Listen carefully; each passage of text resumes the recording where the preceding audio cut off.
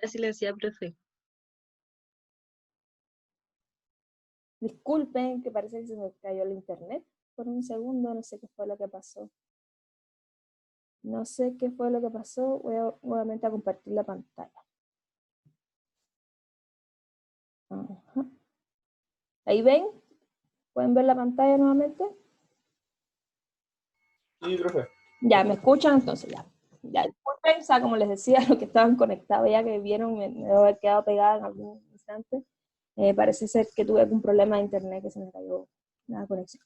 Bueno, o sea, respondiendo, o sea, retomando lo que decía Sebastián, que precisamente el principal rasgo que diferencia una célula eucariota de una célula procariota, como hemos visto en clases anteriores, y bueno, de alguna manera tampoco es nuevo para ustedes ya a este nivel, es la presencia de un núcleo que es característico de las células eucariotas. Y precisamente toda una serie de elementos, entre ellos, bueno, les estaba comentando justamente de que el tamaño de una célula procariota suele ser mucho menor, de forma general, que el de una célula eucariota. Y a su vez, la complejidad estructural o la sencillez de las células procariotas también es un rasgo que diferencia estos dos tipos de reinos, ¿ya? El reino eucariota y procariota. Las células eucariotas per se suelen presentar un citoplasma que está muy bien organizado, muy bien compartimentado, como pueden ver, y esto es posible justamente gracias a la presencia de membranas internas que recubren ciertas unidades estructurales y funcionales denominadas organelos u orgánulos, también como se le conoce, orgánulos, organelos. En pocas palabras son los órganos de las células eucariotas, y esto le confiere una complejidad estructural mucho mayor, evolutivamente lo que indica es que están mucho más avanzados desde el punto de vista evolutivo que las células procariota, que obviamente ya queda más que claro que preceden a las células eucariotas desde el punto de vista evolutivo. Surgieron primero, sin dudas. Y precisamente la presencia de un núcleo que resguarda en su interior todo lo que es el material genético, la información genética, en forma de varios cromosomas, en forma lineal, es una característica también distintiva de las células eucariotas, a diferencia de las células procariotas que ya habíamos comentado, de que no tienen esta membrana que recubre el material genético de una célula, tanto bacteriana como una célula arqueana, y este ADN en la célula procariota se encuentra generalmente, y digo generalmente siempre, es circular, es algo que caracteriza también a las células procariotas, es circular, se observa al microscopio óptico como una masa apelotonada, precisamente porque no tiene esa membrana que la recubre y la organiza, entonces esa región se le denomina nucleoide. Y también otro rasgo que diferencia las células procariotas de las eucariotas es que en las células procariotas ya habíamos mencionado que existe también un material extra cromosomal, como una especie de ADN extra que tienen las células bacterianas también, algunas arqueas, denominadas plásmidos, que lo que hacen es que si bien esos ADN extras que tienen, que son como unos pequeños círculos de ADN, si bien no le confieren a la célula procariota una actividad vital o esencial para su crecimiento y su desarrollo, sí le confiere características especiales, sobre todo en cuanto a algunos tipos de metabolismo especial, sobre todo relacionados con lo que es la supervivencia, características de resistencia a antibióticos, sobre todo están muy relacionados con algunos tipos de bacterias y arqueas, más que nada bacterias de naturaleza patógena. Y son características que hemos venido abordando en clases anteriores y que de alguna manera indirectamente hemos estado mencionando características relacionadas con el reino de las eucariotas. También en clases anteriores se había abordado cómo dentro del mismo reino procariota quedan bien definidos dos dominios que comprenden este reino, y es precisamente,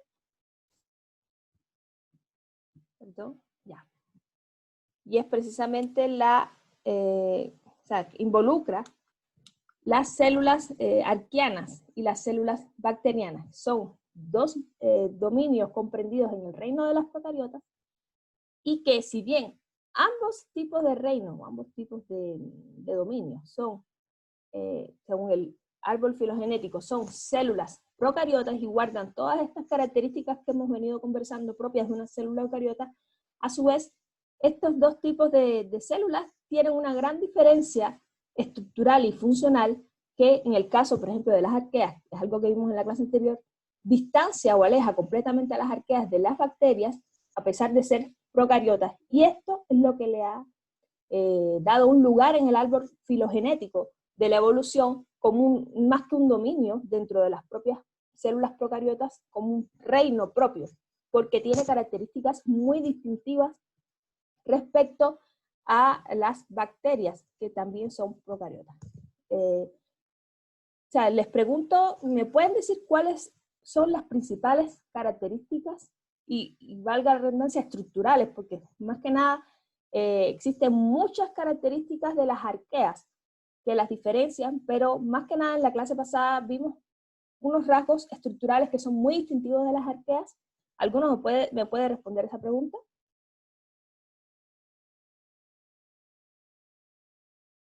Bueno, en vista de que igual no responden, pero o sea, más que nada preguntas retóricas para ir viendo lo que hasta el momento se ha venido abordando en la asignatura. Bueno, habíamos abordado que en el caso de o sea, las arqueas tienen un rasgo muy peculiar, sobre todo relacionado con la composición lipídica, la naturaleza lipídica de su membrana. Y es que precisamente la membrana citoplasmática, cualquier membrana citoplasmática, ya sea de una bacteria, ya sea de una planta, ya sea de un animal, está compuesta por fosfolípidos. Es una característica común y los fosfolípidos por lo general tienen una composición muy estándar, muy normalizada en la gran mayoría de los organismos que se encuentran en la naturaleza. Sin embargo, en el caso de las células arqueanas, en la clase anterior, los que pudieron estar, porque igual sé que por el tema de los horarios no todos pueden estar presentes en la clase, conocimos cómo la naturaleza lipídica es completamente distinta en una célula arqueana. ¿Por qué razón? Bueno, en primer lugar, el enlace que une, o sea, ustedes ya recuerdan que un fosfolípido es un componente de naturaleza bipolar, anfifílica. Tiene una cabeza, como se puede ver en la diapositiva, una cabeza polar, un grupo polar, que sería el glicerol, y una parte apolar, que es la cadena alifática o la cadena del ácido graso, el componente graso per se. Entonces, esa estructura normalmente está, o sea, el glicerol está asociado a esa cadena alifática o a esos ácidos grasos a través de enlaces ésteres. Ésteres es lo que normalmente se encuentra en la naturaleza. Bueno, dígase las bacterias y las células eucariotas en general. Sin embargo, en las células arqueanas, este fosfolípido, ¿ya? El glicerol en este fosfolípido no se encuentra formado a través de enlaces ésteres, sino más bien a través de enlaces éteres. O sea, el glicerol se encuentra eterificando, o sea, de alguna manera, la cadena alifática o la parte apolar de esa molécula, y esta naturaleza, la naturaleza química del enlace éter, es mucho más estable, le confiere una mayor estabilidad a la molécula y por ende a la membrana citoplasmática, que conforman este tipo de microorganismos. Y de alguna manera también está relacionada y justifica también una de las características principales de las arqueas es que son microorganismos extremófilos, ya que suelen habitar lugares extremos de temperaturas extremas muy altas o muy bajas, condiciones extremas de pH, y el tener un enlace éter que es único en la formación de ese fosfolípido que conforman las membranas citoplasmáticas arqueanas, justifica esta habilidad que tienen las células arqueanas en sobrevivir en lugares extremos. De igual forma, otra peculiaridad también relacionada con la naturaleza química del fosfolípido es la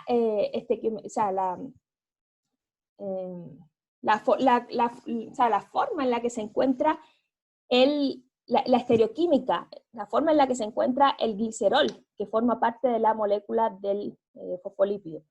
Se dice, o sea, se dice no, perdón, se sabe, se conoce que la estereoquímica del fosfolípido, del glicerol, que conforma la molécula de fosfolípido arquiano, es completamente la inversa, la opuesta a los fosfolípidos que se encuentran normalmente en la naturaleza. ¿Ya? Esto también es una diferencia peculiar.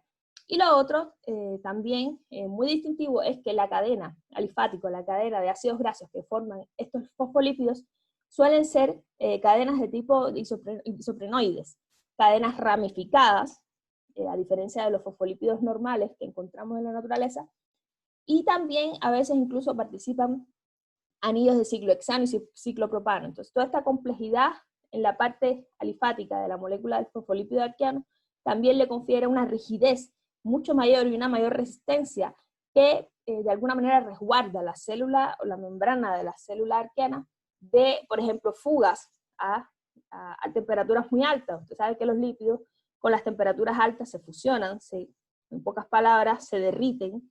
Ya, ustedes han visto cómo se comportan las mantecas, las grasas sólidas a temperaturas altas. Mientras más altas la temperatura, más, o sea, menos, o sea, estas grasas tienden a ser, se fusionan. Y eso, de alguna manera, es lo que podría suceder con las células cuando están expuestas a temperaturas altas, porque esa membrana citoplasmática de cualquier célula, digamos, una célula, un organismo pluricelular o unicelular, da igual, expuesto a temperaturas muy altas, el primer daño que sufre la célula de la membrana citoplasmática es precisamente porque las grasas o fosfolípidos que componen esta membrana comienzan a fusionarse, comienza a perder la célula su integridad estructural. Y bueno, el hecho de que, de que estos ácidos grasos que componen la estructura de un fosfolípido arquiano son de naturaleza ramificada, cíclica, mucho más compleja, también le confiere resistencia con respecto a los fosfolípidos que habitualmente presentan las bacterias y las células eucariotas. Y también, bueno, las células... ¿Perdón? ¿Profe? Sí, Sí. yo tengo una duda. ¿Cómo se llamaba la parte de la colita, digamos? O sea, la parte de la cola. Sí. La parte de la cola, un fosfolípido es o sea, tiene varios nombres.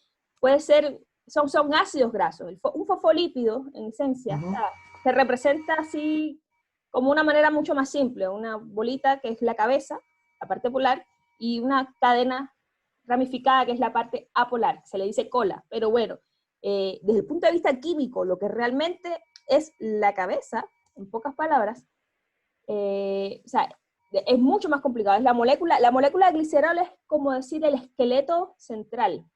Obviamente, o sea, el esqueleto central comparte propiedades que coquetean con la parte apolar, que es el ácido graso, un ácido graso que es lo que sería la cola, o la parte de la cadena linfática, que se ensambla a la estructura del glicerol, y además a ese glicerol se le ensamblan determinados componentes o moléculas que son los que per se son hidrofílicos, le confieren tienen una naturaleza completamente hidrofílica, polar.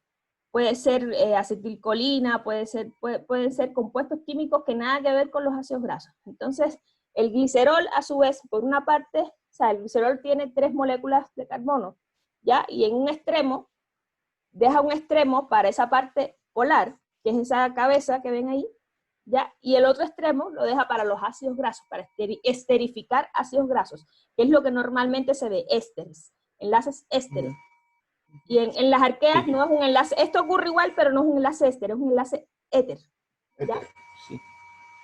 Y, profe, justamente como en esta parte, a simple vista, la de bacterias y eucariotas como que tiene una separación al medio y la otra está completamente unida. ¿Eso es por el tipo de enlace? No, sí, o sea, muy bien lo que dices. Y eso es otra característica que las diferencia, pero no es por el tipo de enlace. Bueno, de alguna manera tiene que ver con un enlace. ¿Qué es lo que pasa ahí? Ahora les explico. En el caso de las bacterias y las eucariotas, o lo que normalmente van a encontrar es que la membrana citoplasmática está compuesta por una bicapa lipídica, una doble capa de fosfolípidos. O sea, pueden ver aquí, esto es una fila completa de fosfolípidos, y acá esto es otra fila de fosfolípidos, por eso se llama bicapa lipídica. Sin embargo, en el caso de las arqueas, vean que es es como una especie de fosfolípido con dos extremos polares, con dos cabezas polares, porque en su mecanismo, en su maquinaria metabólica, las arqueas tienen enzimas que lo que hacen es que ensamblan, o sea, el fosfolípido, ya les decía, una parte polar y una parte apolar, ¿ya? Esta parte, que es la cadena alifática, la célula arqueana tiene enzimas que lo que hacen es que fusionan este extremo apolar, este extremo que tiene ácidos grasos, cadenas de ácidos grasos ramificados, tipo isoprenoide, etc., lo fusionan con otra cadena de ácidos grasos de otro fosfolípido. Y cuando lo fusionan se convierte como una especie de un único fosfolípido con dos cabezas polares, con dos extremos polares. Y al final se convierte en una sola capa de fosfolípido, que es la diferencia de ese espacio que tú me comentabas, Sebastián, que se veía en las membranas lipídicas de las células arqueanas. Y esto sin duda le da también una mayor cohesión o rigidez, o más que nada, o estructuralmente le da una mayor solidez o resistencia a la membrana citoplasmática de las células arqueanas con respecto a células de otra naturaleza, que es lo que comúnmente se ve. Estas son muy atípicas y es un rasgo también distintivo. Y como te decía, bueno, no es que tenga que ver directamente con el enlace, porque el enlace per se es cómo se conforma el glicerol, el fosfolípido. El glicerol, en vez de estar esterificando las moléculas de ácidos grasos, están en forma de éter. Pero en este caso, bueno, obviamente a través de un enlace químico se ensambla el ácido graso de un fosfolípido con el ácido graso ramificado de otro fosfolípido y se forma una sola cadena de fosfolípido con dos cabezas polares. Y ese es un rasgo único también de las arqueas. Muchas gracias, profe. Por nada. Y bueno, eso también otro rasgo distintivo de las células arqueanas, con lo que hasta ahora habíamos visto, es que precisamente, si bien la mayoría de las células arqueanas tienen pared celular, pero algunas se conocen que, o sea, si yo siempre digo, algunas generalmente, porque hay excepciones, y existen, ya se conoce que existen arqueas que no tienen pared celular, pero bueno, la mayoría tienen pared celular. Sin embargo, ustedes ya conocen de la clases anteriores, en las bacterias, que la pared celular de las bacterias tienen una pared de peptidoglicano, que es característica, y que bueno, también es un elemento importante de diferenciación dentro de las mismas bacterias, las bacterias gram positivas y las bacterias gram negativas. Y habíamos visto en clases anteriores que las bacterias gram positivas se caracterizan por una capa gruesa de peptidoglicano, que es lo que le confiere se teoriza que guarda una estrecha relación con la propiedad de la tinción, que son gram positivo a la tinción de gram, que es ese colorante violeta brillante, con respecto a las gram negativas que tienen una pared de peptidoglicano bien delgada, dos espacios periplásmicos, y bueno, en el caso de las arqueas, en primer lugar, no tienen peptidoglicano. Este componente es exclusivo de las bacterias, no tienen peptidoglicano, sin embargo, se conoce una especie de estructura análoga, por decirlo de alguna manera, en las arqueas, específicamente las arqueas metanógenas, aquellas que producen CH4, metano, tienen un componente similar, conocido como pseudo-peptidoglicano. Y digo similar, pero no es igual químicamente porque carece de aminoácidos y de ácido N-acetilmurámico, que son las características del peptidoglicano bacteriano.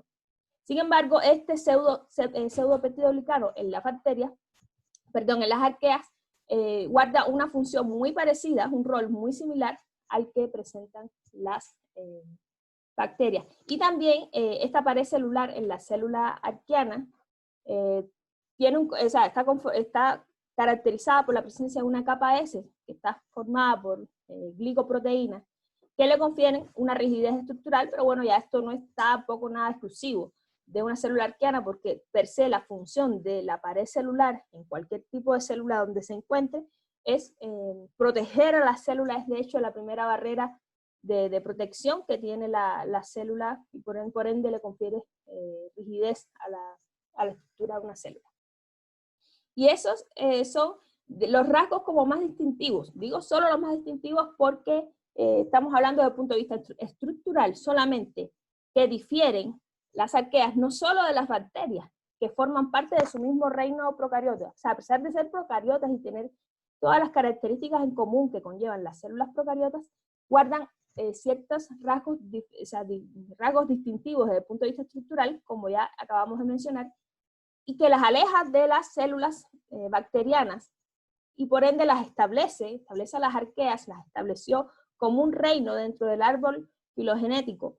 Y a su vez también las arqueas tienen una serie de características funcionales, genéticas, que con el avance de la ciencia y la tecnología se han hecho estudios moleculares donde comparan las bases o las secuencias de ARN de muchas células y muchos microorganismos, y ha demostrado similitudes, en este sentido, similitudes genéticas de las células arqueanas con respecto a las células eucariotas.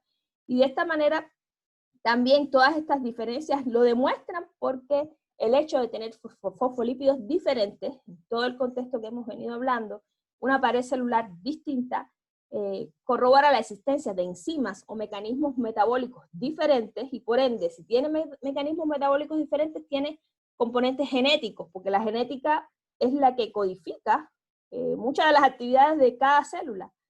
Y entonces tiene, por ende, una genética diferente que la aleja de las bacterias como procariotas, pero al mismo tiempo que las acerca de las eucariotas, y al mismo tiempo que las hace únicas.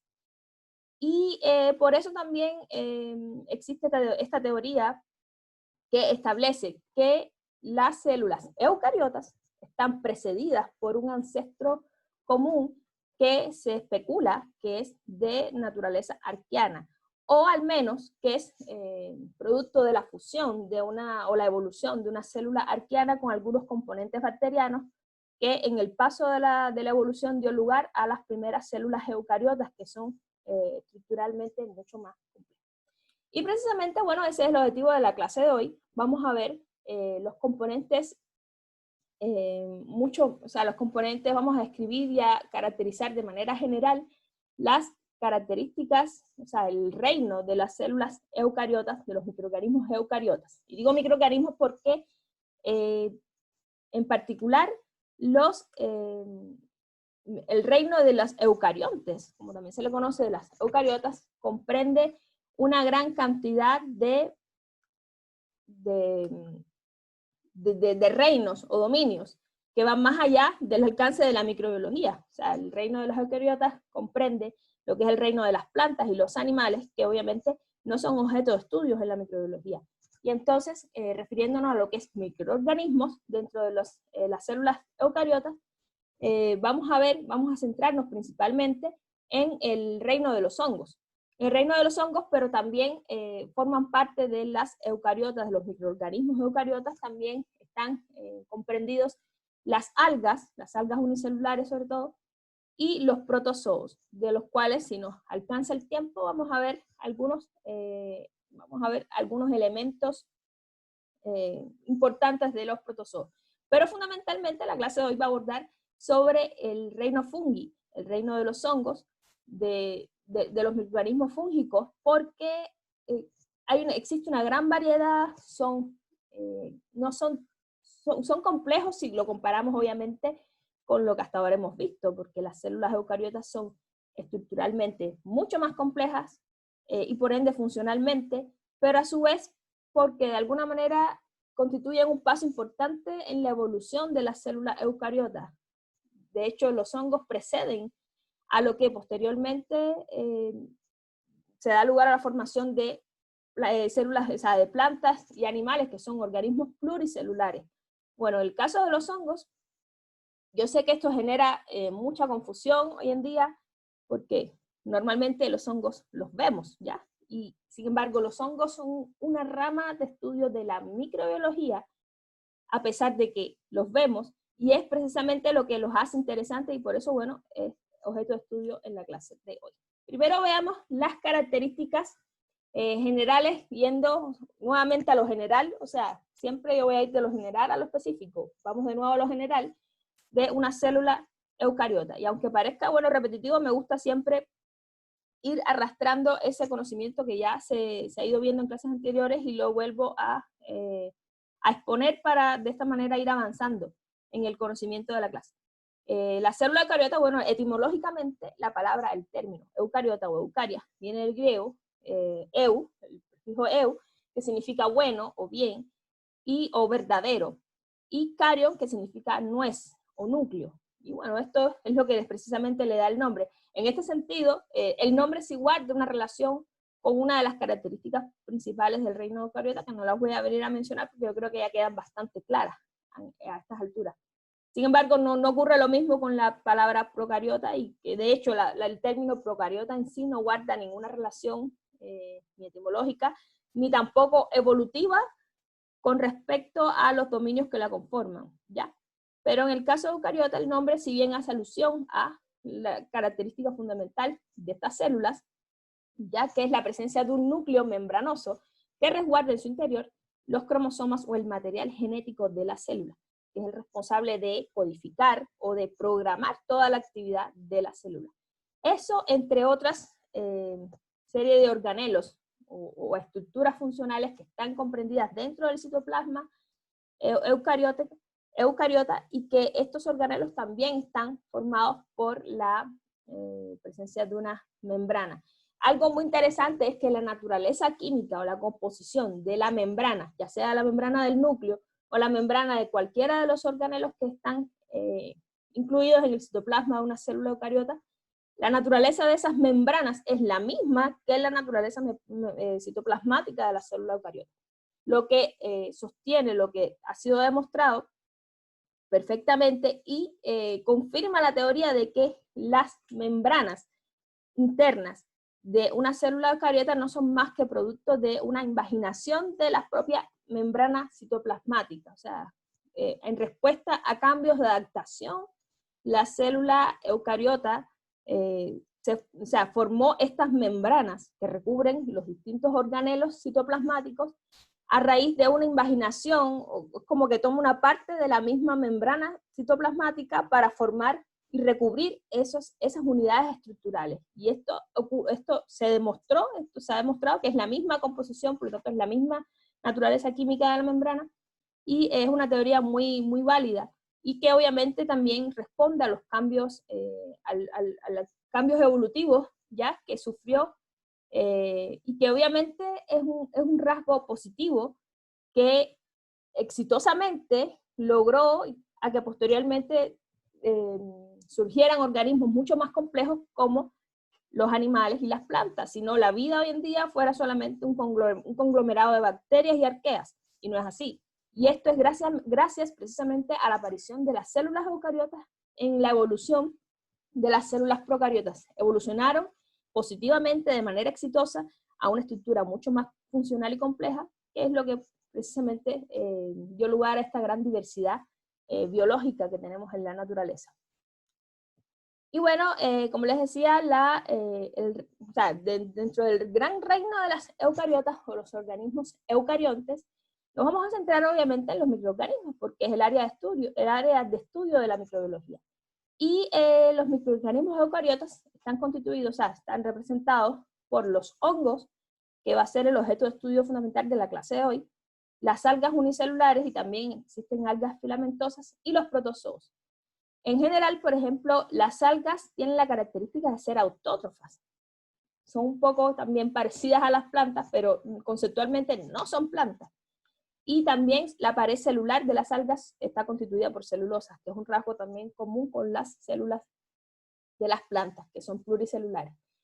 Y en el caso de los hongos y los protozoos son heterótrofos, una característica que comparten con los animales, con el reino animal. Entonces por ahí podemos hacernos una idea en el árbol filogenético dónde podrían estar ubicados cada uno de estos reinos o dominios dentro de la célula eucariota en el paso de la evolución, cómo preceden tanto lo que es los animales o a las plantas, están primero que los animales y las plantas. De hecho, todos estos microorganismos nos preceden a todos nosotros desde el punto de vista evolutivo, y por ende comparten características similares a los animales, pero también comparten características similares a las plantas, como vamos a ver más adelante. Bueno, el término hongo viene del latín fungus, también como se le conoce este reino, el reino fungi, que es un organismo eucariota obviamente, que es un taxón o grupo de organismos que, o sea, entre los cuales se destacan los conocidos mohos, las levaduras, y también a los organismos productores de setas. Entonces, si muchos de ustedes o sea, pensarán, bueno, ¿cómo es posible que las setas sean una rama de estudio de la microbiología si las setas no son microorganismos? Bueno, de hecho no son microorganismos, pero el tema es que lo que ustedes están viendo, o sea, esas setas, o sea, los champiñones, las cayapas, todos esos organismos que normalmente vemos a simple vista, no son más que cuerpos fructíferos de hongos, son cuerpos fructíferos de microorganismos, de células eucariotas fúngicas. En pocas palabras, es la fase reproductiva sexual de estos microorganismos, y por eso es que se ven a simple vista. De hecho, ustedes en sus casas, muchos de ustedes hacen uso de la levadura.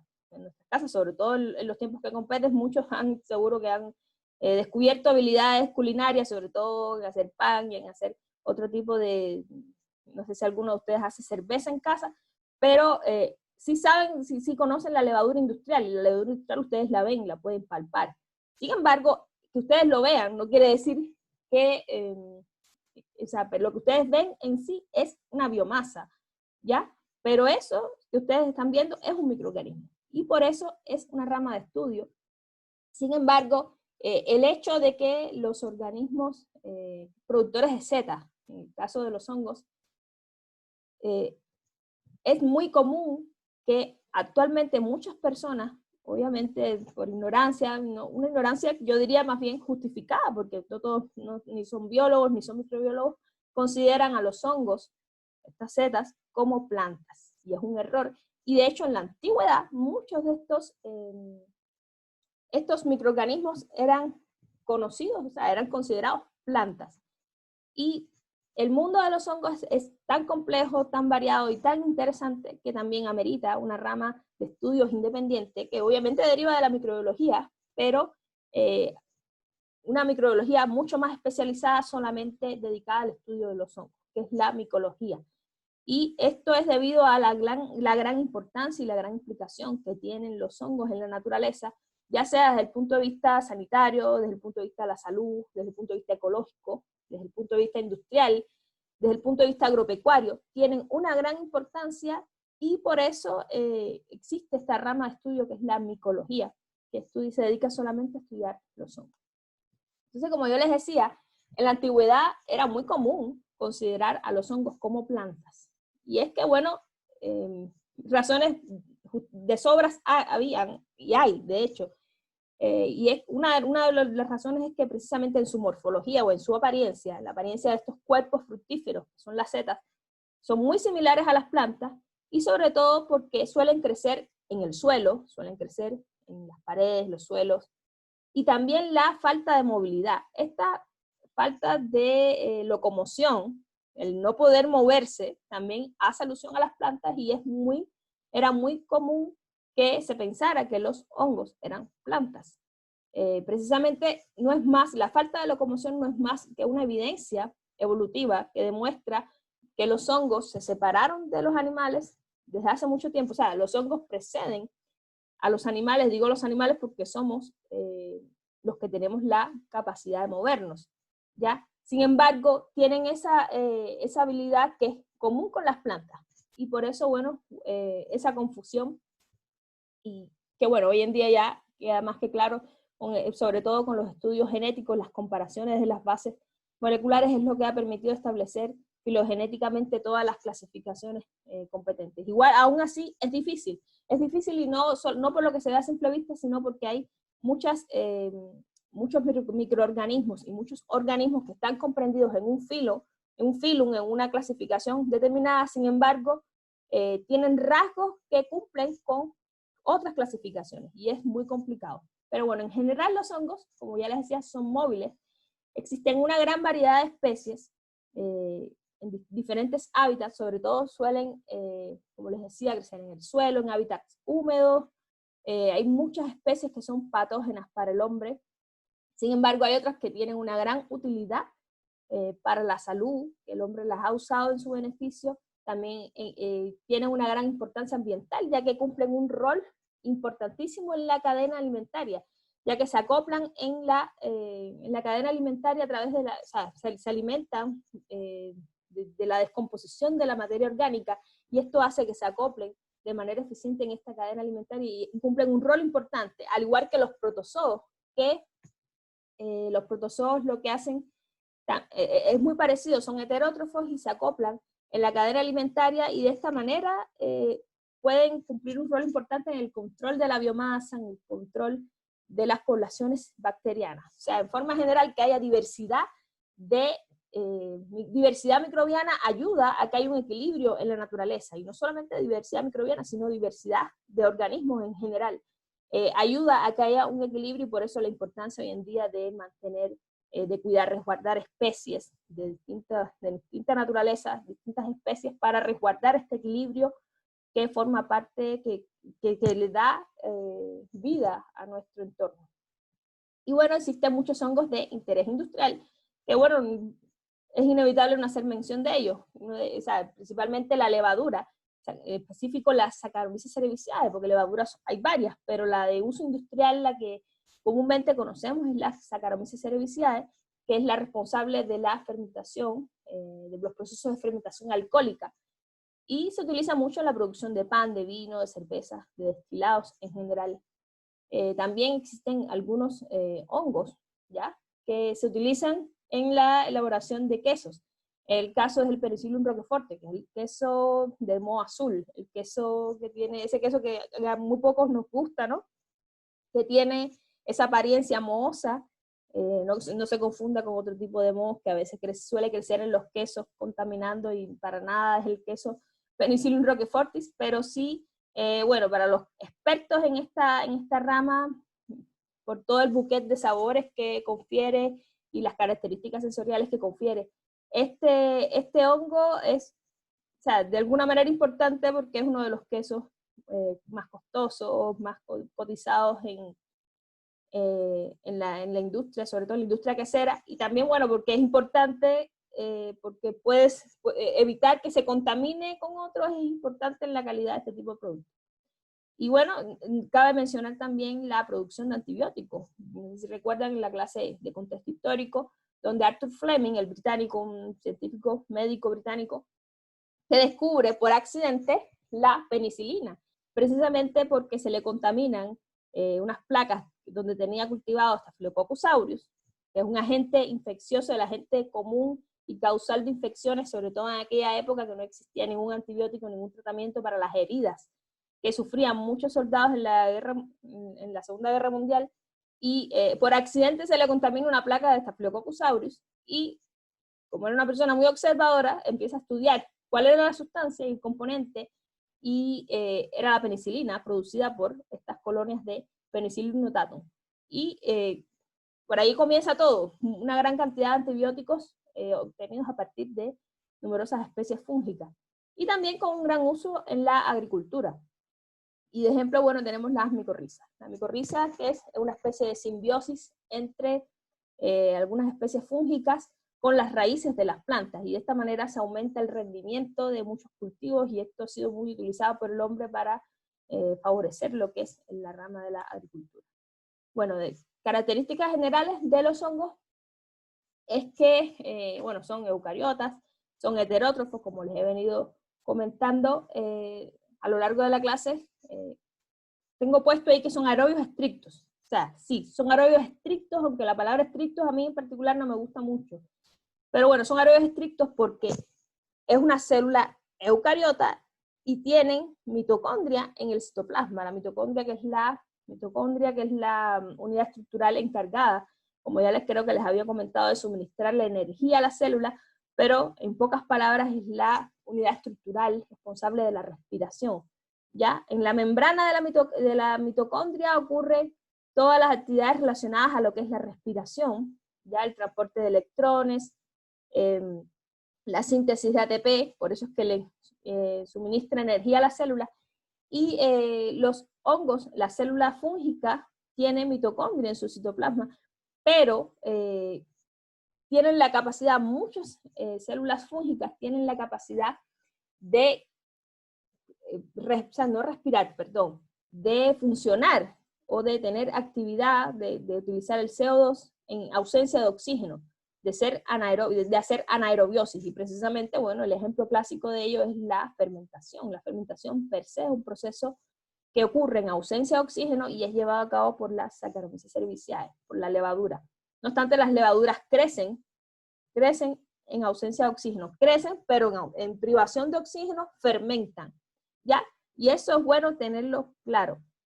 Por eso yo les decía, no me gusta decir que son aerobios estrictos, porque si el término estricto es que solamente efectúan esa actividad, y perfectamente muchas células fúngicas, como las levaduras, si se les priva de oxígeno, siguen funcionando y de hecho llevan a cabo lo que es la fermentación, que es también, de hecho, es una capacidad que tienen las células de nuestros músculos también. Nuestras células musculares, aunque ustedes no lo crean, también nosotros estamos compuestos por células aerobias, pero las células de nuestro músculo tienen la capacidad facultativa de fermentar a ácido láctico cuando hay poco oxígeno, cuando se agota el oxígeno en las células, en el tejido del músculo. Esto ocurre cuando hacemos un ejercicio intenso.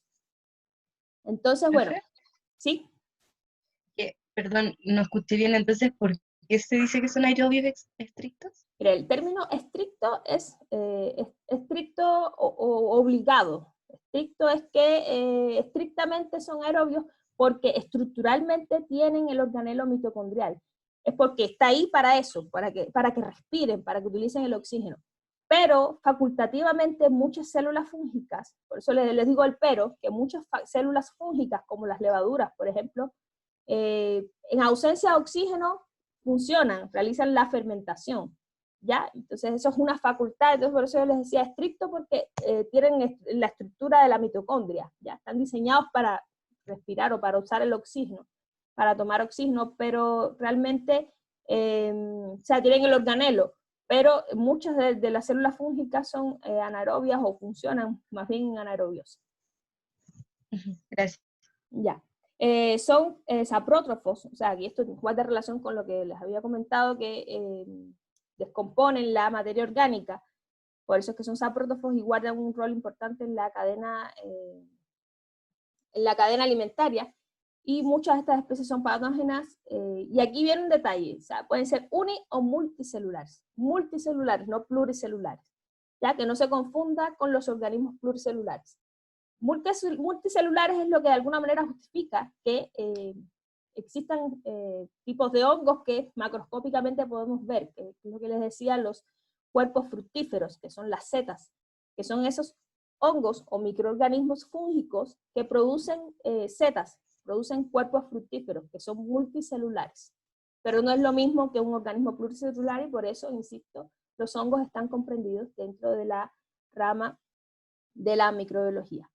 Y precisamente no forman tejidos, y eso también es una demuestra. Estructuralmente no forman lo que es un tejido, y por eso no son organismos pluricelulares, son considerados microorganismos. Bueno, las células de los hongos, yo creo que también les venía comentando que evolutivamente son muy interesantes porque están ubicadas, son eucariotas, pero comparten estructuras similares a los animales, o sea, son heterótrofos. Sin embargo, también comparten otras estructuras que son similares a las plantas. Por ejemplo, tienen una pared celular. Los animales, las células de los animales no tienen pared celular, sin embargo, los hongos tienen una pared celular, al igual que las células de las plantas. Sin embargo, la pared celular de los hongos tiene la característica peculiar de estar compuesta por quitina. Y la quitina no es un componente que se encuentra en las células vegetales. De hecho, la quitina es un componente que está presente en la corteza, o en el caparazón o el exoesqueleto de los artrópodos, dígase cangrejos, langostas, camarones. Entonces, tiene pared celular, pero sin embargo, la pared celular de un hongo está compuesta por un componente que está presente en algunos animales, ¿ya? Y esto es una característica única de los hongos también. Tienen una menor definición entre células, o sea, la célula fúngica tiene una definición, o sea, cuando digo definición, estructuralmente hablando, un poco también atípica en comparación a la complejidad de una célula vegetal o una célula animal. las células de los hongos superiores, o sea, vamos a referirnos a hongos superiores, aquellos hongos que estructuralmente están más avanzados, por ende, díganse hongos filamentosos. Estos hongos superiores tienen separaciones porosas. Estas separaciones porosas, o sea, las células que conforman los hongos, tienen una naturaleza filamentosa, o sea, tienen una forma tubular, alargada, y esta célula fúngica está, en algunos casos, van a ver que no todas, pero algunos, van a estar divididas por lo que se conoce como septos o tabiques, que es como una especie de pared porosa, una separación porosa, pero no es una pared, son septos, que el hecho de que sean porosas permite el intercambio de materia, de fluido, de citoplasma, de orgánulos, de núcleos, porque algunas células fúngicas tienen más de un núcleo, a través de esos septos. O sea, el hecho de que ese material poroso que separa las células fúngicas, lo que permite es el paso, el intercambio de material y organelos de citoplasma a través de las células fúngicas. Y entonces, bueno, aquí, bueno, algunos, los hongos primitivos, en general los hongos no tienen flagelos, y esto, bueno, también justifica la ausencia de locomoción, que no se mueven, pero bueno, hay raras excepciones, como ya siempre les digo, y aquí, bueno, hay una excepción de un hongo primitivo que en particular tiene flagelo, pero son raras excepciones. Por lo general, o sea, en general no tienen flagelos, y los hongos primitivos tampoco tienen estas divisiones denominadas septos.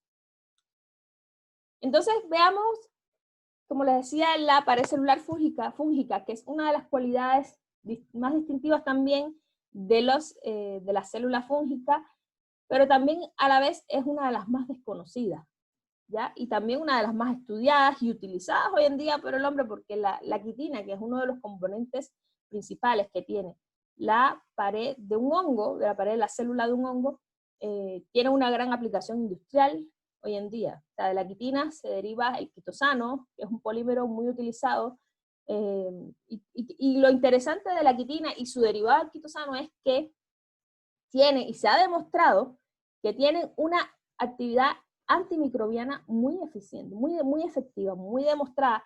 Y esto de alguna manera también explica cómo existen hongos que son resistentes al ataque de determinadas bacterias, incluso pueden destruir bacterias gracias a la presencia de la quitina, que tiene esta capacidad antimicrobiana.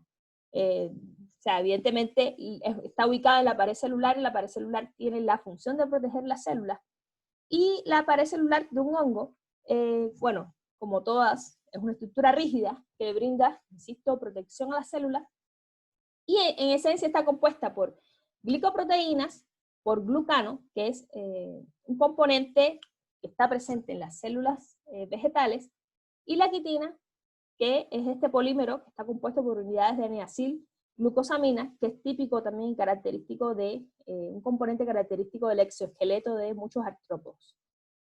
Y precisamente esta es la conformación de la pared celular de un hongo.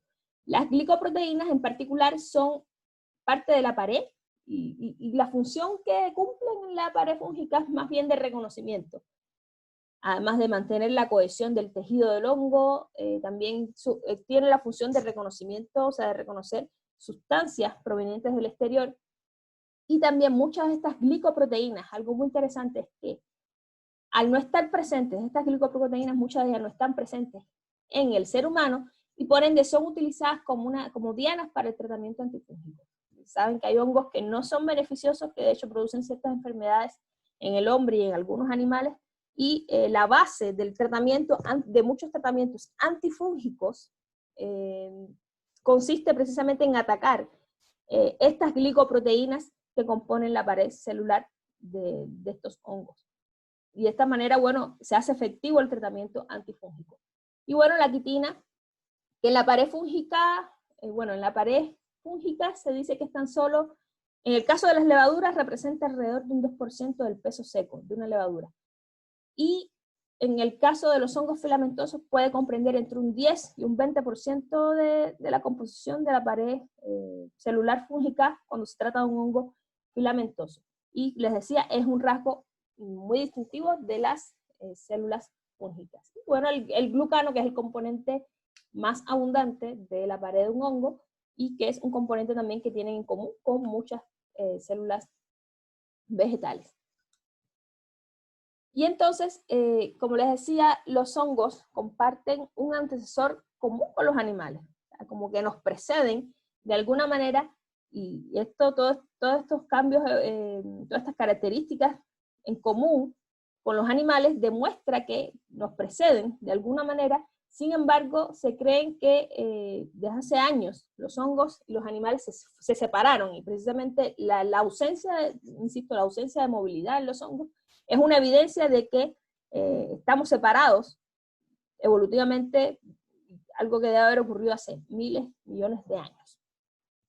Y sin embargo, o sea, los avances genéticos, o sea, el desarrollo de la genética en la bioquímica ha permitido establecer comparaciones en las secuencias de ARN ribosómico, y precisamente estas comparaciones han demostrado que existen similitudes con los animales y las plantas, y estas comparaciones también ha permitido lo que se muestra en la diapositiva, que es un segmento o un acercamiento de lo que es el árbol filogenético, que establece una clasificación de 5 grupos para el reino de los hongos. Aquí pueden observar la filogenia de los hongos, que establece que los hongos constituyen un filum, o mejor dicho, un dominio constituido por 5 grupos, o 5 filums, 5 clasificaciones, ya, de las cuales, como pueden observar, el filum, Chytridiomycetos, y perdonen mi dislexia, porque igual no es fácil, entendería que para ustedes tampoco es fácil mencionar, ya que son en mayor parte nombres en latín. Los chytridios, como también se les conoce, están ubicados como más cerca de la raíz evolutiva. O sea, pueden observar que son los que están más cercanos a la raíz evolutiva, como decir los ancestros o los primeros hongos, los ancestrales dentro del reino de los hongos. Después le siguen los zygomycetos, o Filum rhizopus, los glomeromycetos, y por último los ascomycetos, y en particular los basidiomycetos, que son los productores de seta, que son los que están ubicados más lejos de la raíz evolutiva, son los que más se alejan del origen de las células fúngicas, y por ende se acercan un poquito más a lo que es los animales. Entonces los chytridiomycetos, o los chytridios, como también se les conoce, en general, la mayoría de las células fúngicas en general son parásitos, y bueno, en el caso de los chytridios no es una excepción. Suelen ser parásitos de plantas, de animales, de protistas, dígase, protozoos. Los chytridios, son el primer linaje divergente de los hongos, como yo les decía, están mucho más cerca de la raíz evolutiva en el árbol filogenético. Y este nombre hace referencia a sus cuerpos fructíferos, que significa algo así como pequeño tiesto, que contiene sus esporas sexuales, que son las zoosporas. Y precisamente yo les comentaba que suelen ser parásitos de plantas y de animales, sobre todo de los anfibios. Vean cómo los chytridios son responsables de la muerte de muchas ranas, en pocas palabras, porque se explica que con el incremento del calentamiento global, las temperaturas han aumentado, y precisamente las temperaturas un poco cálidas son favorecedoras para este tipo de hongos que atacan a muchos anfibios como las plantas y producen esta enfermedad que les ocasiona finalmente la muerte. Y aunque no nos gusten a mucho las ranas son indispensables para el equilibrio de la vida. ¿Ya? Y de hecho es también una gama de estudio poder estudiar enfermedades ocasionadas sobre todo a estas pobres ranitas que son ocasionadas por los chytridios. Y como les decía, se encuentran fundamentalmente en hábitats húmedos, en el agua, y tienen una característica. Yo les decía que las zoosporas, que son las esporas sexuales de estos hongos, tienen flagelos, o sea, las esporas, no es que la célula sea flagelada, sino las esporas tienen como una especie de estructura flagelada que les permite moverse a lo largo del agua y superficies húmedas, y esto es lo que facilita ya su dispersión y su reproducción a lo largo de estos hábitats. y estos ecosistemas acuáticos. En el caso, bueno, tenemos a los cigomicetos y los glomeromicetos, que o sea, son dos clasificaciones diferentes, pero los voy a agrupar en la misma, o sea, en la misma diapositiva, porque en general comprende aquellos conocidos como los hongos del moho del pan, o sea, el famoso moho del pan, que no es bueno, o sea, cuando el pan agarra moho hay que botarlo. Bueno, precisamente el responsable es un género de hongos comprendido en este tipo de clasificación, y también, también son los responsables de los mohos que aparecen en muchas frutas, como es la frutilla, las naranjas. Y esta es la parte mala, ¿no? Pero hay muchos hongos comprendidos en esta clasificación que son muy utilizados en la agricultura para promover el rendimiento, para estimular el rendimiento en el cultivo de muchas especies agrícolas, de muchas plantas, y son las micorrizas, que son una especie de relación simbiótica, ¿ya? De relación que existe entre estas especies fúngicas con las raíces de determinadas plantas, promoviendo, o sea, promoviendo el crecimiento de la misma, y evidentemente el hombre ha aprovechado mucho esto para su beneficio, para aumentar los rendimientos en los cultivos de muchas plantas y muchas especies de importancia económica.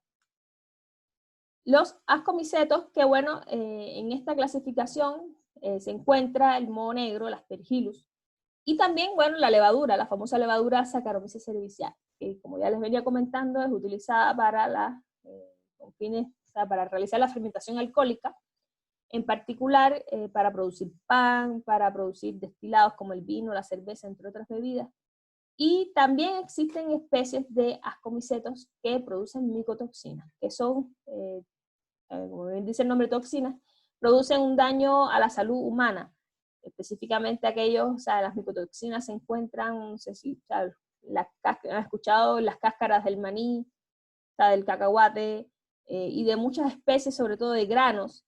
Hay presencia de este tipo de hongos, ya que producen estas micotoxinas, que a largo plazo suelen producir incluso enfermedades cancerígenas, cáncer mayormente. Hay diversos tipos de micotoxinas, y todo esto es también otra especialización en cuanto al estudio que colinda entre la microbiología y también lo que es la toxicología, que es una rama de la ciencia que estudia o sea, el efecto de muchos xenobióticos o agentes externos al hombre, fundamentalmente.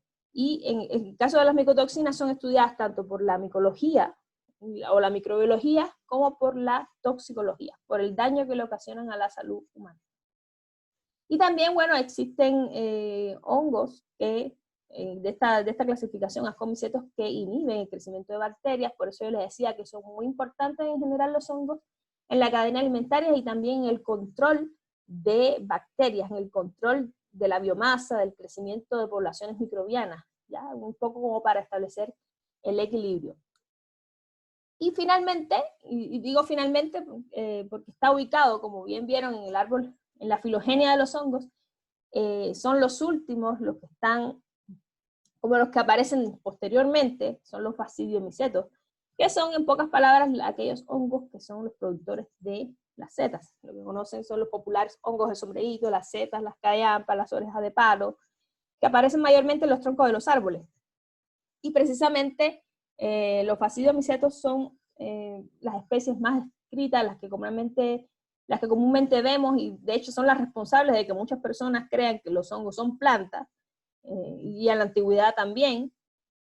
Y precisamente existen muchas de estas especies que son de importancia agrícola, o sea, vaga redundancia, agrícola, aunque no son plantas, pero sí tienen una importancia porque se consumen. Pero hay otros que no, hay otros que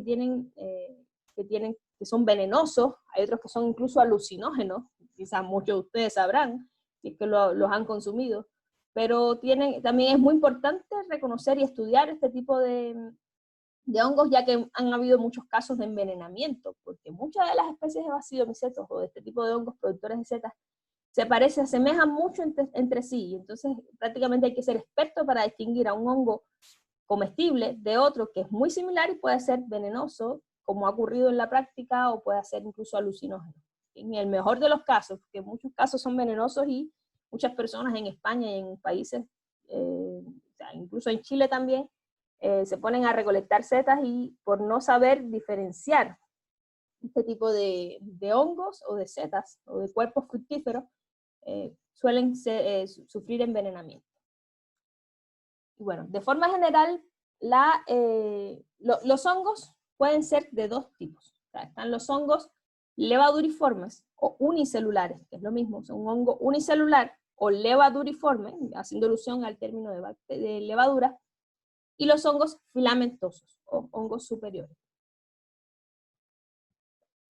Y precisamente, el talo, también como se le conoce al cuerpo, ya del cuerpo del hongo, puede ser un talo unicelular, que es la célula en sí, en el caso de las levaduras, o puede ser un talo filamentoso, un cuerpo filamentoso o un hongo filamentoso. O sea, talo hace alusión a lo que es el cuerpo del hongo, ya sea de naturaleza unicelular o multicelular. ¿Ya? Digo multi porque no es pluricelular, sino multicelular, o como es más correcto llamarle filamentoso.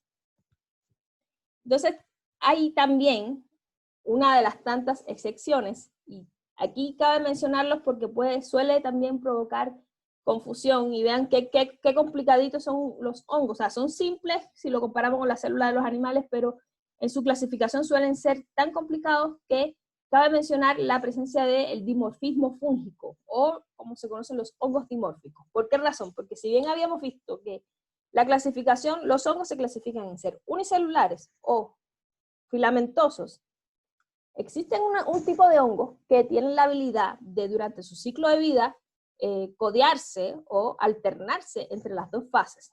Pueden tener una fase en la que se comportan como un organismo unicelular, de hecho, para mí son unicelulares, como las levaduras, pero bajo determinadas condiciones de temperatura o de nutrientes, son capaces de formar estructuras, aquí dice miceliares, pero más bien son como pseudomicelios. O sea, estructuras con hifas que son visibles a los humanos, y entonces por eso se le llama dimorfismo fúngico, porque en dependencia de la etapa o la fase de su ciclo de vida en la que se encuentre, pueden comportarse o pueden ser observados como organismos unicelulares o como hongos unicelulares o levaduriformes, o como hongos, o sea, filamentosos, ¿ya? Y entonces esto se da sobre todo los hongos dimórficos, generalmente son patógenos. Y un ejemplo de ellos, bueno, es la Candida albicans, que es también productor de muchas infecciones. El Penicillium marnefei también, y otras especies que suelen ser patógenos importantes, o sea, conocidos por el hombre, también que producen enfermedades en animales, y tienen esta característica de alternarse entre una fase unicelular y una fase filamentosa. Entonces, de forma general, la estructura fúngica, y cuando digo fúngica me refiero ya aquí, estoy hablando de un hongo filamentoso, porque un hongo unicelular o levaduriforme está comprendido por una célula, y es una célula eucariota, características que ya ustedes conocen. Pero cuando estamos hablando de un hongo superior, un hongo filamentoso, este hongo es filamentoso porque es capaz de formar, su unidad estructural son las hifas, como decir, las células fúngicas, son hifas, pero el conjunto de hifas forman lo que se conoce como un micelio, o sea, que es el conjunto de hifas, pero las hifas como tal es la unidad estructural del hongo filamentoso, como la célula en sí. Y el talo, bueno, es todo el cuerpo del hongo, todo el cuerpo o todo ese micelio en general que involucra las hifas, todo es el talo o el cuerpo del hongo. Ese micelio puede ser ya sea vegetativo o puede ser un micelio reproductor. O sea, el talo vegetativo o micelio vegetativo tiene la función, o sea, el término vegetativo hace alusión a que es vital para la célula, ¿ya? Vital. Por lo tanto, su función es la de nutrición, crecimiento, resistencia y fijación. Solamente esa, y obviamente es indispensable para la estructura fúngica. Y el talo de reproducción, si bien no cumple esta función del talo vegetativo, su función es la de fructificación. Y si bien no tiene la misma importancia en cuanto a subsistencia de la célula, sí tiene una gran importancia en cuanto a la subsistencia o la conservación de la especie. De esta forma, estos hongos filamentosos propagan su especie, ya sea, la unidad estructural es el talo reproductivo o el micelio reproductivo, pero esto lo puede hacer a través de esporas, ya que se reproducen tanto sexual o asexualmente. Bueno, si es una reproducción sexual se les denomina esporas, cuando es asexual el término que quiere es conidios, pero, porque se pueden reproducir tanto sexual como asexualmente, pero queda claro que esta parte del hongo filamentoso, que es el talo de reproducción o el talo vegetativo, es también importante para la diversificación de este tipo de microorganismos, que son los hongos. Bueno, aquí, como les venía diciendo, el talo, también como se escribe tallo, talo, cuerpo, filamentoso, que son levaduriforme, que son las unidades celulares, en este caso, por ejemplo, las levaduras, tienen la característica, como todas las células, de ser esféricas, ovoides. Y en el caso de los talos filamentosos, que son también conocidos como los mohos, que son multicelulares, tienen la característica de presentar, como ya les decía, estas unidades estructurales que son las hifas, perdón. Y a su vez, estas hifas pueden ser septadas. No sé si recuerdan que les había comentado que en los hongos superiores, las hifas o las células están separadas por una especie de pared porosa denominada septo, que es precisamente esto de lo que les estoy hablando, que existen hifas que son tabicadas o con septos, están separadas por esa pared o ese material poroso que permite intercambiar citoplasma y organelos, núcleos, a través de esos poros. Pero también existen hifas que son continuas, que no tienen estas separaciones. Son un poco más sencillas, más primitivas. ¿Ya? Todo esto, todas estas diferencias demuestran estas diferencias, esta diversidad en términos fúngicos, también hace alusión a lo que es las respuestas adaptativas a cambios, a diferentes entornos, que ha hecho que los hongos, como parte de la célula eucariota, han evolucionado en respuesta a estos distintos entornos y se han adaptado de forma tal que han finalmente establecido estas características diferentes, y por tanto también representa una gran importancia en la aparición de estructuras más complejas eucariotas, como son los animales y las plantas, ya que justamente los hongos, el reino de los hongos, los precede. En este sentido, tenemos, aquí vean ejemplos de, por ejemplo, a la izquierda pueden observarse dos fotografías tomadas por microscopía de barrido electrónico. ¿Ya? En la de arriba, la esquina superior izquierda, se puede observar una microscopía de una levadura, o sea, una forma unicelular o levaduriforme de un hongo. Y acá, bueno, es lo que se ve normalmente en una placa Petri, una colonia de este mismo tipo de hongos, que es unicelular o levaduriforme. Y abajo vemos lo que se conoce como un hongo, o la colonia de un hongo filamentoso, que tiene esa textura así como aterciopelada, ¿ya? Y a la izquierda, en la parte inferior izquierda, se puede observar una observación microscópica, ¿ya? De ese hongo filamentoso. En este caso, pueden ver las hifas, ¿ya? Y en este caso particular, está septada o está tabicada, tiene estas divisiones que separan las hifas, este material poroso del que les vengo hablando, que caracteriza sobre todo los hongos superiores, o sea, los hongos filamentosos.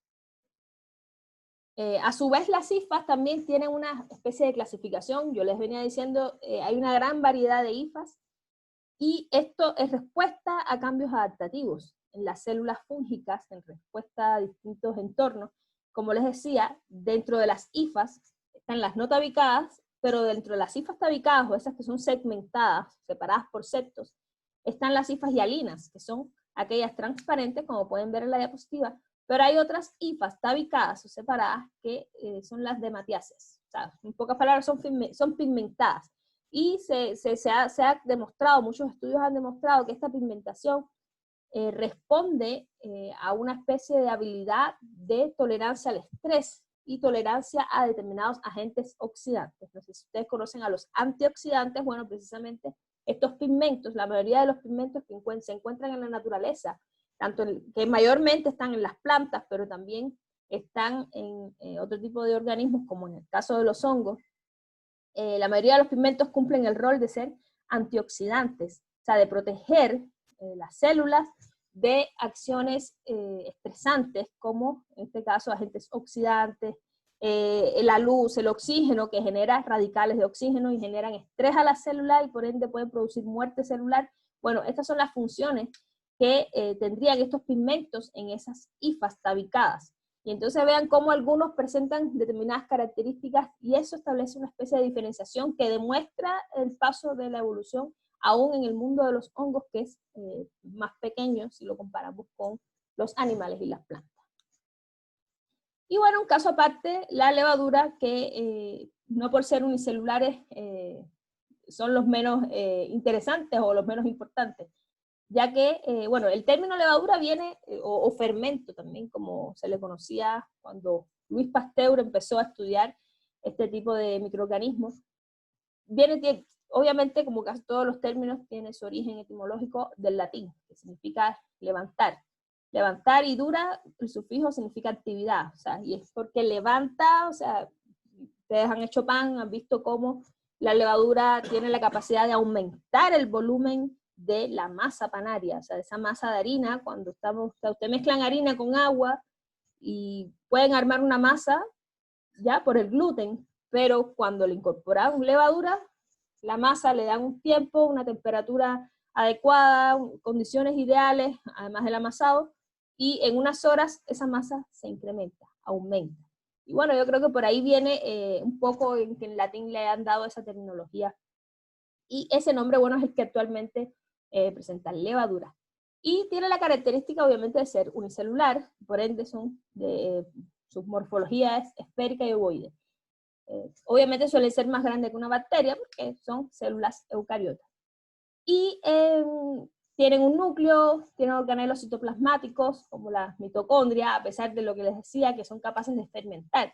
En el caso de la levadura, fermentación alcohólica. Y esta fermentación, sí o sí, por concepto, tiene que ser en condiciones privadas de oxígeno. Y también tienen una característica muy distintiva de las levaduras, es que se pueden reproducir asexualmente por gemación o división. Pueden ver aquí en el GIF cómo la gemación no es más que una célula madre dando lugar a una célula hija, o sea, a través de una división de su propia integridad estructural, y la reproducción sexual por formación de esporas.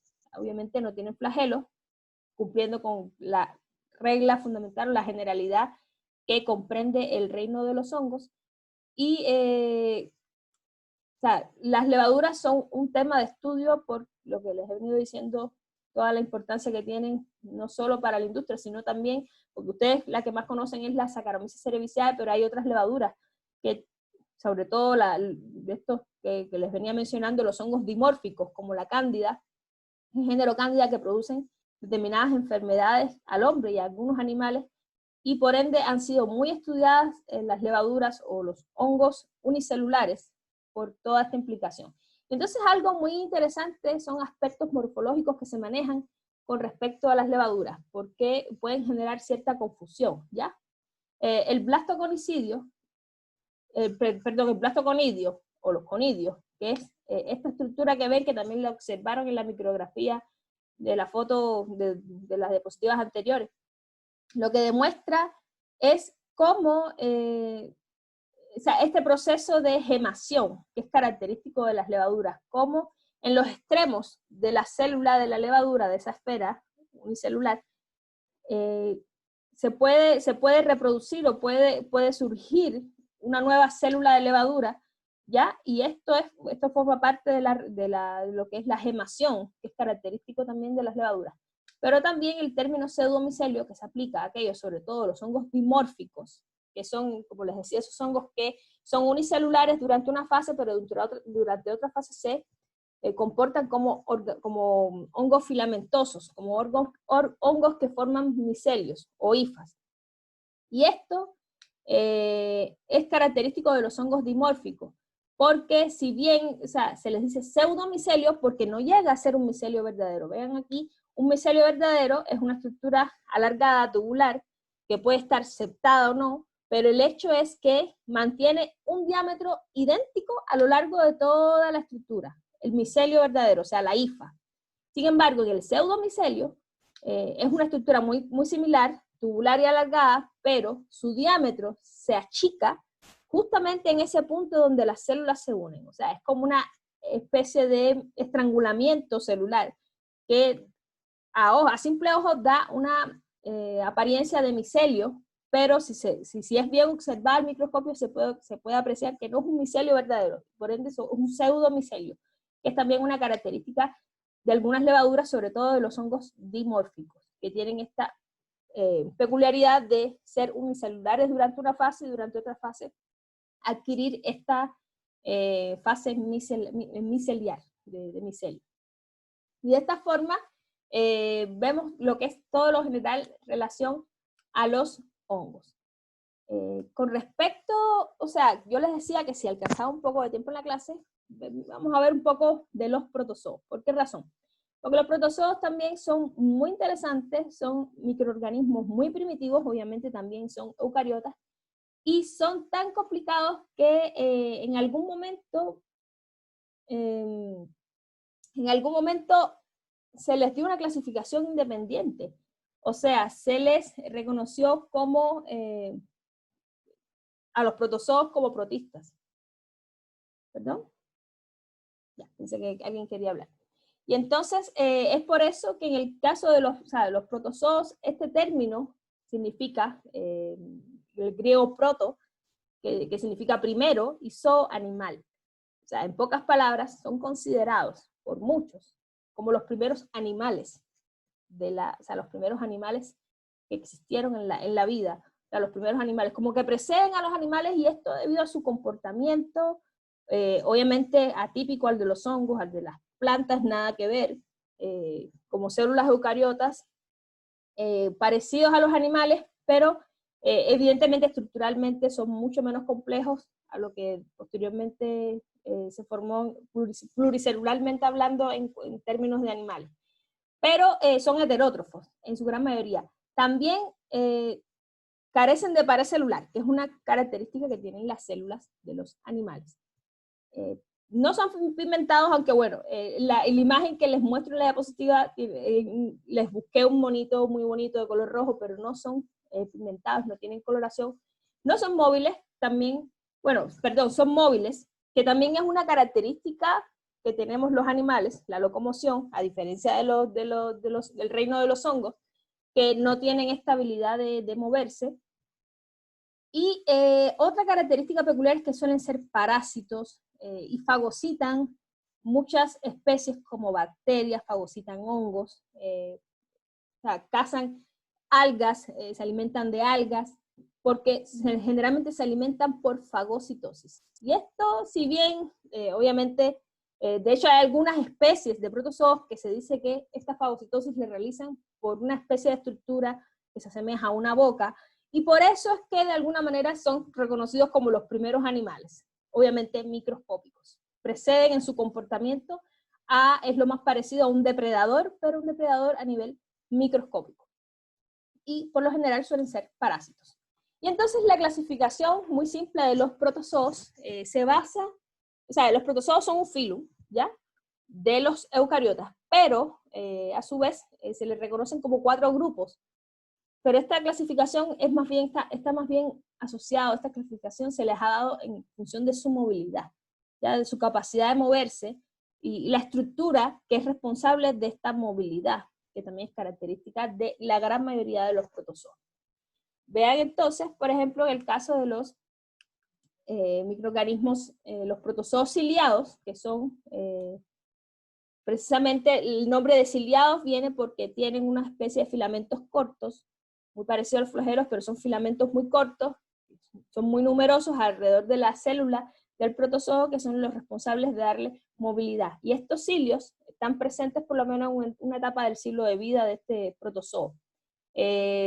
Igual se reproducen asexual y sexualmente, y obtienen su alimento ingiriéndolo a través de una boca o citosoma, que es lo que les decía, es lo más parecido que hay a una boca, ¿ya? Pero imagínense a nivel microscopio, una célula haciendo algo muy parecido a lo que hacemos nosotros, y entonces esto es una característica muy peculiar de los protozoos. Y precisamente un género muy distintivo de este tipo de protozoos ciliados es el paramecio. El paramecio es muy representativo de este tipo de protozoos. También están los flagelados, como bien dice el nombre, los flagelados o Matigopora, que la movilidad la adquieren por la presencia de uno o varios flagelos, ¿ya? Pueden tener, muchos no tienen de hecho pared celular. Le decía que en general los protozoos, la mayoría no tienen pared celular, que es algo que los asemeja mucho a las células de los animales. Que nosotros, por ejemplo, las células de nuestros tejidos no tienen pared celular.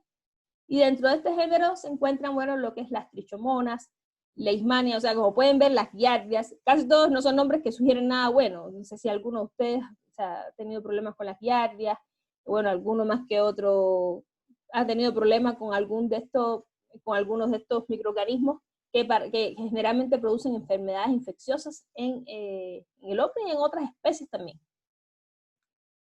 Las sarcodinas o los rizópodos, que tienen una motilidad por pseudópodos. O sea, en este caso, el género más distintivo son las amebas. No tienen un flagelo, no tienen unos cilios, no tienen una estructura así física, así acoplada a su membrana celular, a su membrana citoplasmática, que le confiere movilidad. Su movilidad, que la tiene tiene de una manera muy peculiar. Y vean la foto de la ameba, lo que hace es que su citoplasma lo proyecta hacia afuera de forma tal que es como que lo deforma su citoplasma en el sentido en que quieren moverse, ¿ya? Y de esta manera se desplazan deformando su citoplasma y de esta forma generan una especie de apéndice temporal, ¿ya? En el cual el citoplasma se va moviendo hacia el sentido en que ellos se quieren mover, y de esta misma forma no solo se mueven, sino también adquieren sus alimentos. Es la clásica representación de una fagocitosis, son las que más fagocitan a través de esta forma, o sea, englobando con ese citoplasma todo lo que necesitan como nutrientes, y también presentan diferentes estadios en su ciclo. También son parásitos, bueno, las amebas, de hecho, son muy conocidas también por provocar ciertas enfermedades, o sea, enfermedades en el hombre. En particular, la clásica ameba que generalmente se encuentra en lo que es el agua estancada, las aguas de mala calidad. Y la clasificación aplicomplexa o esporozoos, como normalmente lo van a encontrar en la literatura, son referidos a aquellos protozoos que no son móviles. Son los únicos que son inmóviles, pero no por ello dejan de ser protozoos. Son todos parásitos, sus alimentos, obviamente como no se pueden mover, los toman disueltos en una fase acuosa, igual que los hongos. En ese aspecto se parecen un poco a los hongos y también un poco a las bacterias, a los procariotas. Tienen una reproducción sexual, y bueno, de estos géneros cabe resaltar la presencia del plasmodium, que es el responsable de la malaria, ¿ya? Que ataca a muchos países en África, ya países de un clima muy distinto al nuestro, pero que son enfermedades que son muy comunes, muy endémicas de determinados tipos de países o de regiones, ¿ya? Y que no por ello, o sea, son de hecho un nicho de estudio para muchos microbiólogos y para muchos epidemiólogos. Y bueno, recordarles siempre de que el primero que observó protozoos en el microscopio, en su microscopio mejorado con 200 aumentos, fue Anton van Leeuwenhoek. Fue el primero en observar estos pequeños microorganismos denominados protozoos. También observó bacterias, observó espermatozoides, pero fue el primero que observó estos protozoos, que precisamente el nombre de animálculos, me imagino que le viene a la mente porque precisamente cuando observó esto, fundamentalmente cuando observó el agua estancada, observó esas pequeñas células moviéndose con determinadas flagelos, cilios, y veía que se movían como animales pequeños, y de ahí viene el nombre de animálculo, y también guarda relación con el nombre de protozoos, que son los primeros animales. Y entonces, bueno, un modo de rememorar lo que hemos visto en la clase histórica de la microbiología, precisamente de que fue este señor quien primero observó al microscopio este tipo de microorganismos, y bueno, no era ni un científico, ni era un médico, ni era nadie vinculado a la ciencia, sino era un simple pañero. Y entonces, bueno, de forma general, ya ustedes conocen, tienen elementos suficientes, y aquí les muestro una tabla muy general donde se demuestra la estructura, las diferencias estructurales, sobre todo estructurales, entre el reino bacteria, arquea y eucaria, o sea, eucariotas. Fundamentalmente las diferencias que competen en cuanto a membrana celular, presencia de organelos. Bueno, el tamaño del ribosoma, yo no le di tanto peso, pero bueno, en el caso de la eucariota, por lógica, es una célula mucho más compleja, y el ribosoma tiene un tamaño mayor.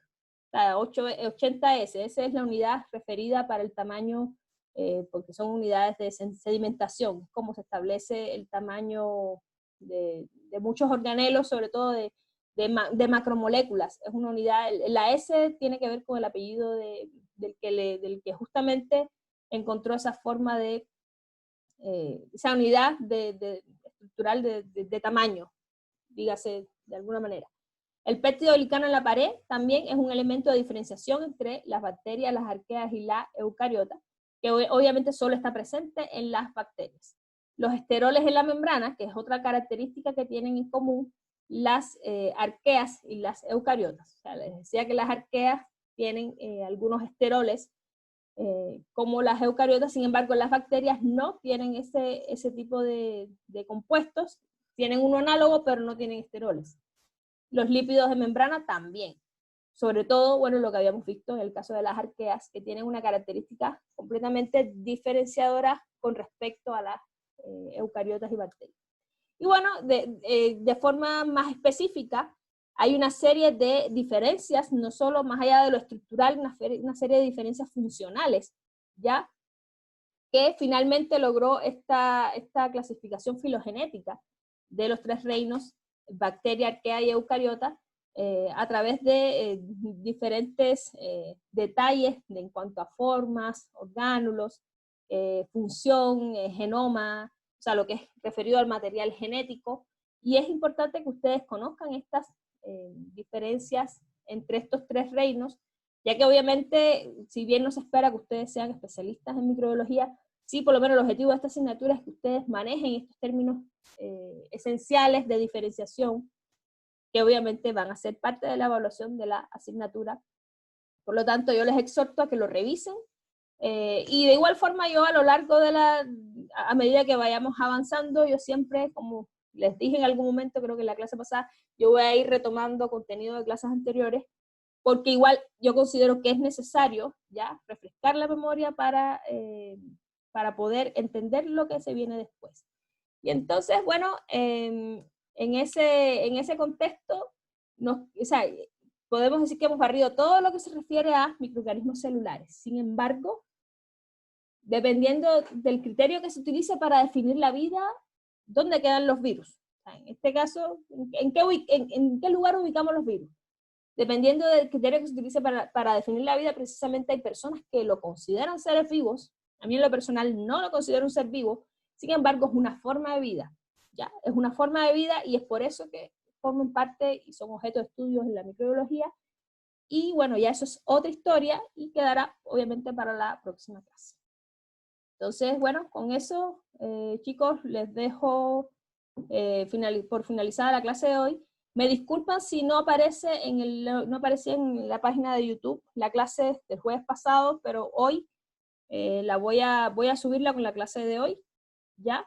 De igual forma ya subí el material el PDF de la clase pasada, como lo voy a hacer con la clase de hoy. Espero que haya sido de su agrado, y bueno, no sé si tienen alguna pregunta, porque ya estamos en tiempo de terminar. Ya, bueno. El profe, entonces la clase del jueves pasado la va a subir hoy día. Sí, la voy a subir a YouTube. Intenté subir la grabación a la plataforma, pero no me deja porque la plataforma, solamente he podido subir 2 clases, dos grabaciones que están en la plataforma, porque no me deja por un tema de capacidad de espacio. Igual yo les voy a Ya, ya. compartir a ustedes los links por Drive para que puedan acceder igual al Drive y voy a subirla también a la página de YouTube. Ya Ya, la bacán. clase Muchas pasada. gracias, profe. Ya, por nada. Bueno, entonces chicos, los dejo. Gracias, profe, que tenga buena mañana. Chao, igual Chao, ustedes. profe, gracias. Chao, Chao, profe. Chao. chao.